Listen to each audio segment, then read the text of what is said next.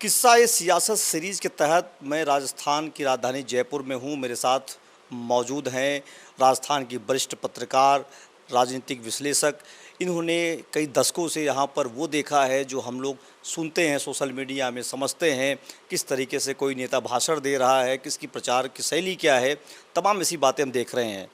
इस समय राजस्थान में एक नेता ऐसे हैं रिचपाल मिर्धा, जिनके भाषणों की बड़ी चर्चा होती है, उनके बोलने की शैली की चर्चा होती है और उनके परिवार के तमाम जब नेता बोलते हैं तो जोड़ा जाता है कि उनके पिताजी नाथूराम मिर्धा उन लोगों ने किस तरीके से चुनाव प्रचार किया होगा। इसी मुद्दे पर, इसी किस्सा सियासत में मैं इस सवाल पर जाता हूं कि रिचपाल मिर्धा का जो परिवार रहा है वो किस तरीके से चुनाव प्रचार करता है। सर, यहाँ पर जिस तरीके से रिचपाल मिर्धा चुनाव प्रचार में बातचीत करते हैं, लोग कहते हैं कि इनका पुराना ट्रैक कर रहा है, उनके फादर भी इसी तरीके से करते रहे हैं। कोई अगर कहानी आपको याद आती हो, कोई बात याद आती हो, किस तरीके से चुनाव प्रचार करते थे ये? देखिए संतोष जी, वो राजस्थान में दो मिर्ज़ा फैमिली हैं। एक है रामनिवास मिर्ज़ा की फैमिली, एक है नाथूराम जी की फैमिली। ये दोनों बहुत बड़े बड़े नेता रहे हैं अपने ज़माने के और जाट राजनीति में अपना महत्व रखते थे। आप अंदाज़ा इस तरीके से लगा लीजिए कि 77 वाला जो दौर था जिसमें कि एक तरफा जनता पार्टी के लिए वोट पड़ रहा था, उसमें 24 सीटें लोकसभा में जीती थी जनता पार्टी ने और एक सीट कांग्रेस ने जीती थी। वो एक सीट जीतने वाले थे नाथूराम मिर्धा राजस्थान में। तो उस दौर में भी मतलब वो कांग्रेस से सीट जीतने ये ताकत उनकी थी पब्लिक के बीच में। वो नाथूराम जी मिर्धा जो हैं उनके सुपुत्र हैं रिचपाल मिर्धा जी और उनकी फैमिली के कई विजयपाल मिर्धा और कई फैमिली में और भी मेंबर हैं जो आपको देखने को मिलते हैं राजनीति में हमारे यहाँ। तो ये एक जो रामनिवास मिर्धा जी की जो फैमिली थी वो बहुत सीजन्ड, पढ़ी लिखी और उस तरीके के उनके जो फैमिली के बाकी लोग अब जो मिर्धा लोग हैं पॉलिटिक्स में, वो आप देखेंगे बहुत सीधे साधे बड़े ही शालीन किस्म के मिलेंगे। लेकिन नाथूराम जी मिर्धा जैसे खुद थे उसी ढंग के उनकी फैमिली के लोग हैं, मित्र लोग। आप उनके भाषण सुन के देख लीजिए।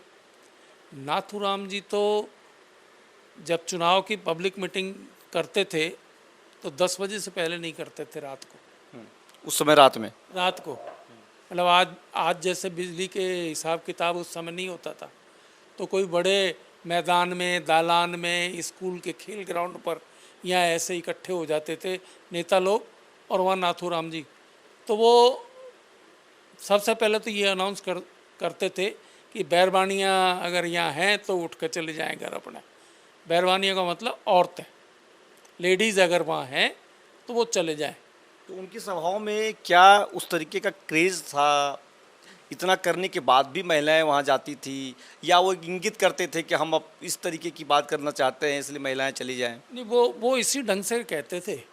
उससे पहले मीटिंग साधारण तरीके से जैसे चलती है वैसे ही चलती थी, खुले में। और उनका भाषण देने का स्टाइल, एक मारवाड़ी में जो भाषण देते थे वो बहुत ही अलग स्टाइल का भाषण होता था वो। तो जब वो लेडीज़ वगैरह चली जाती थी उसके बाद उनका 10:30-11 बजे से भाषण शुरू होता था और 1 बजे तक और ऐसे लोग बैठे रहते थे हजारों की संख्या में। ज़्यादातर उसमें 99% तो जाट ही होते थे और बाकी दूसरे लोग भी होते थे, गांव के, कस्बे के, जो दूसरी कम्युनिटीज़ के जातियों के लोग होते थे वो भी। तो वो गाली से ही शुरू होती थी, मतलब मैं बोल नहीं सकता, ऐसी गाली से स्टार्ट करते थे। जिस तरीके से रिचपाल मिर्धा के हम लोग वीडियो लूज टॉक के देखते हैं, कई सारी बातें कर जाते हैं, फिर वो सोशल मीडिया पे आता है, फिर अब कह रहे हैं मैं करना नहीं चाहता हूं क्योंकि डिमांड बहुत ज़्यादा है, बात अब अच्छी नहीं लग रही है। उनको खुद लगता है ये बात, लेकिन वो बोलते ज़रूर हैं। ये स्टाइल नाथूराम जी की भी थी। मैंने उनकी एक आध ऐसी सभाएँ देखी हैं। अच्छा, आप पत्रकारिता के दौरान फील्ड में घूमते थे चुनाव के दौरान, तो उस समय मैंने इस तरह की सभाएं देखी हैं उनकी। और वो गाली से स्टार्ट करते थे ऐसे, और गाली से स्टार्ट करके और फिर अपनी बात कहना शुरू करते थे। और बिल्कुल ऐसे करते थे कि जैसे कम्युनिटी का जो कोई बड़ा है, बुजुर्ग है, वो अपनी कम्युनिटी को एड्रेस कर रहा है। और वो कम्युनिटी ऐसी है जैसे आप कह सकते हैं कि भाई जिसमें गाली गुफ्तार करना जो है कोई गलत बात नहीं मानी जाती, परहेज नहीं है। परहेज नहीं है, और सब स्वीकार्य था वो बातचीत में। अच्छा, उनकी उम्र क्या होती रही होगी उस समय जब इस तरह से करते रहे होंगे तो? उस समय भी उनकी उम्र 60-70 के आसपास, 60-70 के आसपास, मतलब बहुत बुजुर्ग नेता रहे हैं वो। इस सब के बावजूद भाषण ऐसे ही होते थे उनके। वैसे आप उनसे नॉर्मली मिलेंगे तो बहुत सिंपल सादा, और आपको ऐसा लगेगा कि भक्ति भाव। मेरे को तो वो अक्सर कहते थे, मेरे साइड से क्या हुआ कि उनके अगेंस्ट बहुत खबरें बनी, कोइंसिडेंस था मेरा, कोई इनिशिएटिव ऐसा नहीं था कि मैं उनके खिलाफ ही लगानी है। अच्छी भी लगती थी भाषण, लगते थे उनकी अच्छी भाषा में, लेकिन कभी कभी क्या है नेगेटिव भी बनती थी। तो कभी भी उन्होंने ये शिकायत नहीं की कि आपने मेरे तरफ क्या छापा है ये मेरे बारे में। वो हाथ, मैं तो साहब शंकर भगवान का भक्त हूँ, उन्हीं की सेवा करता रहता हूँ, ये कहते थे। अच्छा, आपसे मिलने के बाद? हाँ, मेरी बात होती थी या मिल गए कहीं तो ये कहते थे, मैं तो शंकर भगवान का भक्त हूँ, उन्हीं की सेवा में लगा रहता हूँ, मेरे को क्या लेना देना है, आप ये इतनी बातें लिखकर कागज़ को वैसे ही काला करते हो। ये हमको वो सलाह देते थे, मतलब अपनी नाराज़गी जाहिर करने का भी उसका स्टाइल एक अलग ढंग का आपको उस समय लगता नहीं होगा कि ये तो नाथूराम मिर्धा जी को मैं इसमें देख रहा हूँ, सुन रहा हूँ, जो इनके जो लोग बताते हैं, और ये मिलेंगे तो पता नहीं उसी लैंग्वेज में बात करें? पहली बार जब मुलाकात हुई होगी। नहीं, वैसे भी वो शहर में जब रहते थे, मंत्री रहे हैं वो कई बार, कई डिपार्टमेंटों का, और बड़े बड़े कमेटियों को उन्होंने हेड किया है। बहुत विद्वान पढ़े लिखे थे, पान खाते थे सारा दिन, तो उनका स्टाइल तो यही होता था। लेकिन आप जब शहर में उनके दस्तार खाने में बैठकर जब बात करेंगे तो बिल्कुल अलग ढंग की पढ़ी लिखी जैसी बात होगी। लेकिन जब रात की मीटिंग को आप सुनेंगे तो वो बिल्कुल अलग स्टाइल की बात होगी। और लोग जो हैं उनको ढोक देते थे उस सब के बावजूद, इज्जत करते थे। इतनी गालियां सुनने के बावजूद उनको, उनके पैर छूते थे, उनको ढोक देते थे, इज्जत करते थे बहुत, और खूब नारे लगाते थे उनके पक्ष में। नाथूराम के बाद रिजपाल, रिजपाल के बाद विजयपाल, विजयपाल वो दूसरे भाई उनके तेजपाल, अब ज्योति मिर्धा लोकसभा में हैं। तो क्या लगता है कि उनको लगता है कि वो टेंडेंसी, वो पारिवारिक, वो खानदानी जो एक दवाई है क्या, वो ट्रेनिंग देने की या चुनाव में जाने की, उस भाषण देने की यूज़ करना चाहिए उसको? देखिए, वैसे भी जाटों में राजनीति को लेकर बहुत क्रेज अपने ढंग का है। वो राजनीति करते हैं, करना उनकी इच्छा में है, और इसके लिए वो बहुत जोर लगाते हैं। वो ये मानते हैं कि जो उनका खेत खलिहान है उसको तो घर की महिलाएं संभाल लेंगी, या कोई आदमी थोड़ा सा ओवरलुक कर लेगा, लेकिन पुरुषों का काम राजनीति करना है, पंचायती जिसको बोलते हैं देसी भाषा में हमारे यहाँ। हम पुरुष जो हैं घर के, वो केवल पंचायती करेंगे। तो ये पंचायती करने का ही वो है कि परिवार, राजनीति के परिवार हो गए और वो होते जा रहे हैं। तो ये इस तरीके का जो है एक ट्रेडिशन बना हुआ था कि राजनीति करेंगे ये परिवार, और राजनीति करते हुए ही जो है आगे बढ़ेंगे, ये था इस फैमिली में। अब आप देख लीजिए ना, नाथूराम जी की फैमिली को देख लीजिए, इनके पास कोई बिजनेस बड़ा नहीं है, लेकिन खूब समृद्ध है क्योंकि खेतीबाड़ी बहुत अच्छी है, और उसके बाद ये राजनीति करते हैं, तो खुल के राजनीति करते हैं। राजनीति का ये है कि अपने लोगों के लिए जी जान लगाते हैं।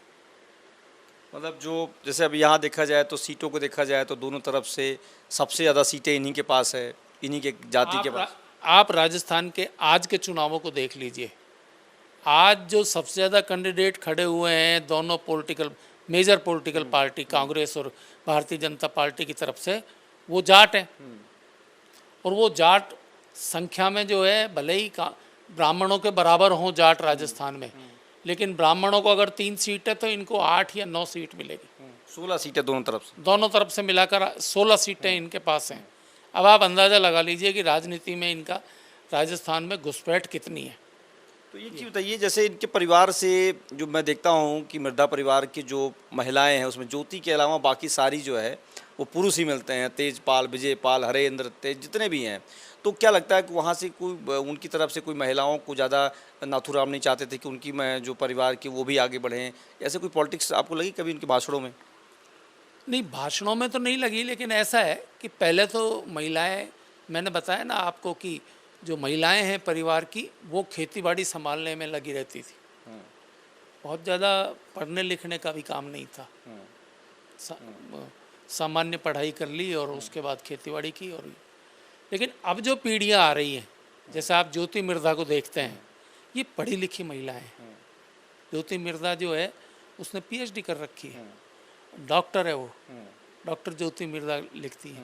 तो ये जो है ना, ये नई पीढ़ी का संस्कार है। नई पीढ़ी जो है उच्च शिक्षित है और उसी ढंग की पॉलिटिक्स करती है। वो ये तरीका अडॉप्ट नहीं करती। ज़्यादातर जो तरीका रिचपाल मिर्धा जी या विजयपाल जी और इनकी बातचीत में दिखाई देता है, वो ये अख्तियार नहीं करती। उनकी लैंग्वेज सदी हुई साफ़ सुथरी, हालांकि चैलेंजिंग लैंग्वेज उनकी भी होती है। आप ज्योति मिर्धा के भाषण सुन लो, वो जो है आरएलपी के जो अपने अध्यक्ष हनुमान बेनीवाल जी, चुनौती देती नजर आती, उनको चुनौती देती हैं खुलेआम। और भाषा इतनी ताकतवर और सॉलिड होती है उनकी कि लगता है ये जाकर अभी उसकी गर्दान पकड़ के और उसको मार देंगे। ये इस स्टाइल ये होता है। कल अभी जो है उनका एक भाषण वायरल हुआ ज्योति मिर्धा का कि अगर हमारी डिग्रियां फर्जी निकली तो हम अपने मूड मुड़वा लेंगे, अगर हमने लोकसभा में सबसे कम प्रेजेंस रही तो मूड मुड़वा लेंगे, लेकिन अगर हनुमान बेनीवाल इसमें फेल होते हैं तो उनको भी अपने मूछ मुड़वानी पड़ेंगी, ये सब करना पड़ेगा। इस तरीके की जो चुनौती होती है। एक चीज़ यही जानना चाहता हूँ कि जिस तरीके से रिचपाल मिर्धा का क्रेज़ सोशल मीडिया आने के बाद लोग सुन रहे हैं, फिर भी मिलते हैं, आप कभी मिले हों, अगर नाथूराम जी से पूछे हों कि भाई साहब क्यों आप इस तरह से भाषण करते, कभी पूछा, कभी मौका मिला? नहीं, मैंने कभी नहीं पूछा। इस तरह के भाषण को लेकर मैंने कभी टीका टिप्पणी नहीं की या उनसे कोई क्वेरी नहीं की, कोई क्वेश्चन नहीं किया। लेकिन हम देखते थे ये देखी हुई चीज़ें। मैं ही नहीं, जितने भी और पत्रकार हैं राजस्थान के उस समय जो एक्टिव थे, सब देखते थे, सब सुनते थे। और आज भी हम रिचपाल मिर्धा और विजयपाल मिर्धा और इन सब को सुनते ही हैं। उनके परिवार की बेटी जो है ज्योति मिर्धा को सुनते हैं। वो हनुमान बेनीवाल की मूछ मुंडाने की बात करती हैं। तो ये स्टाइल है इनका। तो ये इनके लिए एक तरह से वरदान साबित हो रहा है पॉलिटिक्स में, खासकर नागौर के इलाके में। ये पूरे जाट इलाके में जो है सीकर से ही चालू हो जाता है ये जाटों का एरिया, सीकर से लेकर जैसलमेर बाड़मेर तक, बिल्कुल बॉर्डर तक। और नागौर जो है वो गढ़ है, वो जाटों का वो गढ़ है। वहाँ आपको 8 या 9 विधानसभा सीटें हैं, उनमें ज़्यादातर में आपको जाट ही मिलेंगे। आप देखिए उसमें जायल को छोड़ दिया जाए सारे वो ही, सारे जाट मिलेंगे, क्योंकि जाट ही पॉलिटिक्स करता है। पॉपुलेशन भी इनकी उस एरिया में ज़्यादा है, परसेंटेज वाइज देखें तो ज़्यादा परसेंटेज में है। और ये एक दूसरे की मदद, आप देखो जाटों के वोट देने का क्रम भी क्या है। मान लीजिए आमने सामने दोनों बड़ी पार्टियों से दोनों कैंडिडेट जाट हो गए, तो जो जीतने के नज़दीक होगा सारे वोट उधर पड़ जाएंगे। फिर वहाँ पर ये नहीं देखते किस परिवार किस पार्टी से, ना वो पार्टी और वो नहीं देखते, फिर वो ये देखते हैं कि जीतना जाट ही चाहिए, मजबूत कौन है उसमें, मजबूत कौन सा है। ये एक इनका स्टाइल है। अच्छा एक चीज़ बताइए सर, आप इतने सालों से यहाँ पर पत्रकारिता आपने बराबर की, जब तक वो पॉलिटिक्स करते रहे, कभी आपको लगा नहीं कि राजस्थान के जो यहाँ का जो तासीर है उसमें रिचपाल मिर्धा और नाथूराम मिर्धा जैसे लोगों के शब्दों का, उनके भाषणों को ज़्यादा सूट नहीं करता? अलग अलग राज्यों की पॉलिटिक्स के बारे में कहा जाता है कि वहाँ के नेता इस तरह से करते हैं, यहाँ लोग कहते हैं कि नाथूराम जी का अपना एक स्टाइल था, वो उसको एक मास्टर स्टाइल बना दिया लोगों ने, उस पर कोई कभी सवाल नहीं उठाया लोगों ने। नहीं, देखो ऐसा है, राजस्थान जो है 7-8 कल्चरल जोन्स में बटा हुआ है। आप देखते होंगे, जैसे अपना जयपुर है, ये ढूंढाड़ है, जैसे सीकर एरिया शेखावाटी है, इसी तरीके से अलग अलग उनमें मेवाड़ है, मारवाड़ है, हाड़ौती है।